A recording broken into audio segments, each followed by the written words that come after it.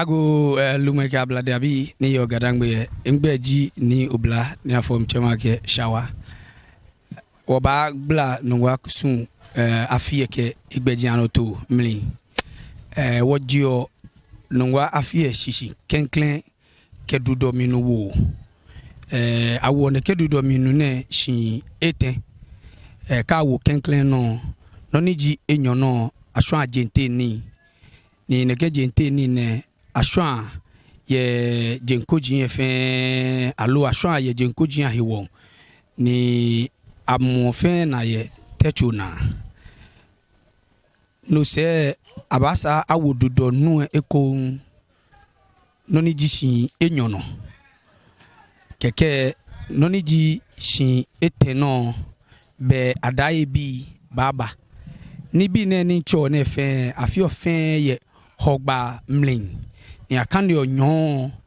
ni abuobe hei ni ebagbe o ke ha ne ke kusun ne keji afe adaye bi je ojibi nonu wo cho la ke abelewo mo ni ji ogba ni ji ejwe ye nyon mlin ke agbeno na eno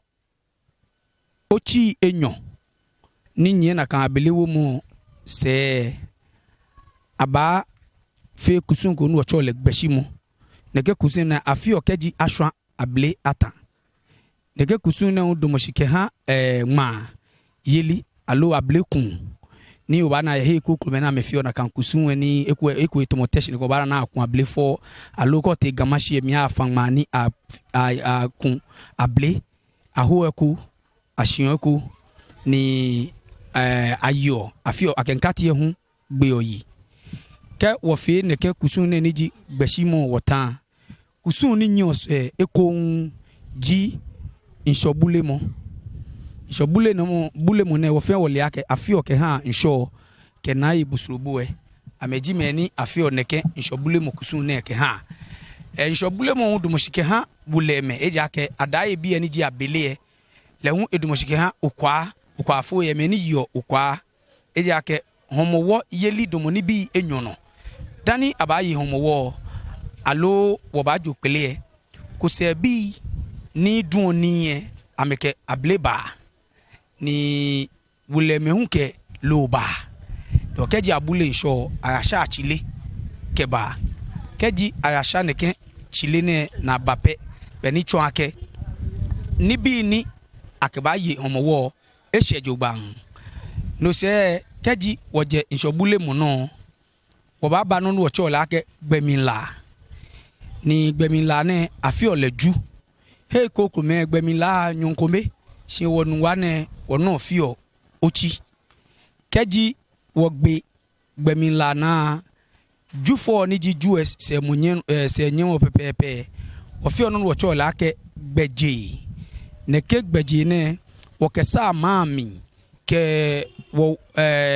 obuade hei shia wuji ami ke heni bokete lawocho kete keji ajeshishi keje gbobuko ne na abaya ni ayagbe na ye eni wocho jake ye ofeshi alo aklena ni mele jake Coco Beach alo Shining Beach keji woje no se noni nyo se ni neke kusun ne efe ko ho alo me efe ko le jogba afio neke no ni wocho la ke sho alo so mene ni wo yo ne afio shami kusunko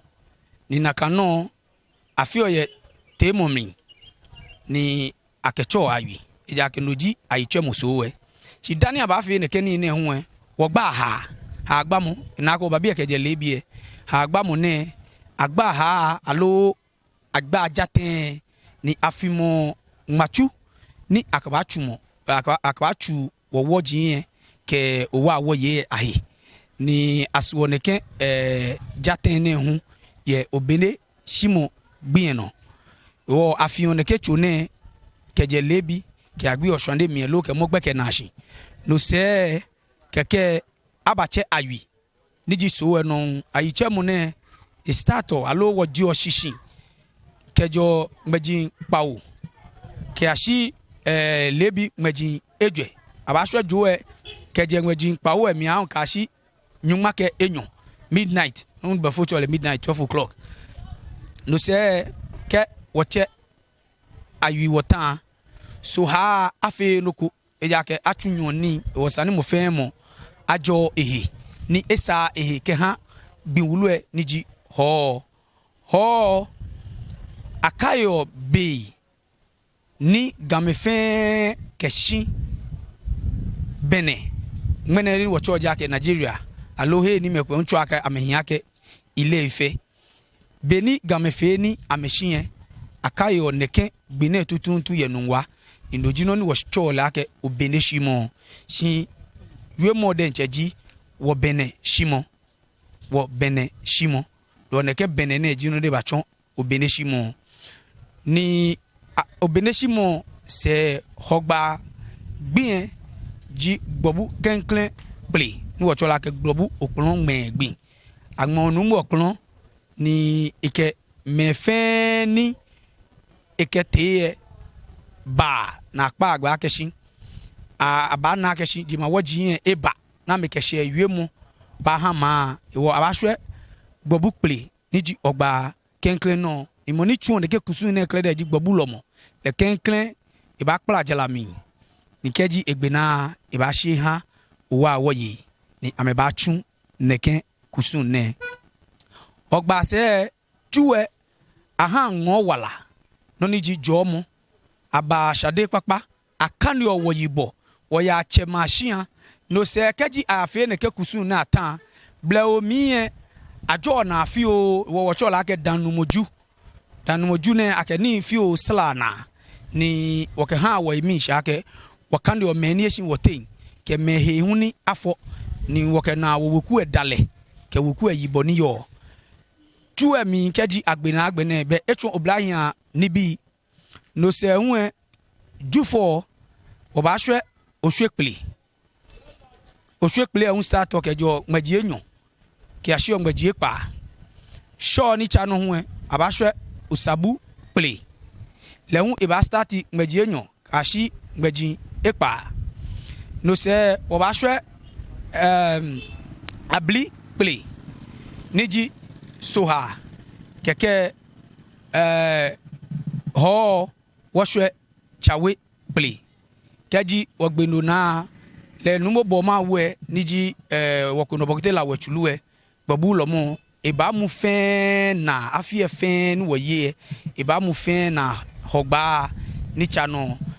nibi ni yo wo afie li emine keji ogbena hogba hu wocho na ke hogba gbina ke anoshishi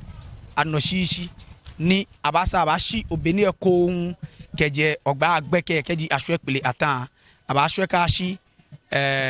ju lebi manpa no se kusun kokomeni nye se ya fio kusun ni numweke ewoche to wo Nungua kusun ke gbejiano to ni yo dan wo ke yu afie ne ablade abi wo ba danyeshi ake wo ke onoji ono tv e wo ke gba sande ne onoji ono enobe amembo gadangwe hi modern nika ke onoji ono lele ake bo ono ni ewo oba danye fenshi ake nyekwa onoji ono ameji tv niba wa gadangwe ye wala don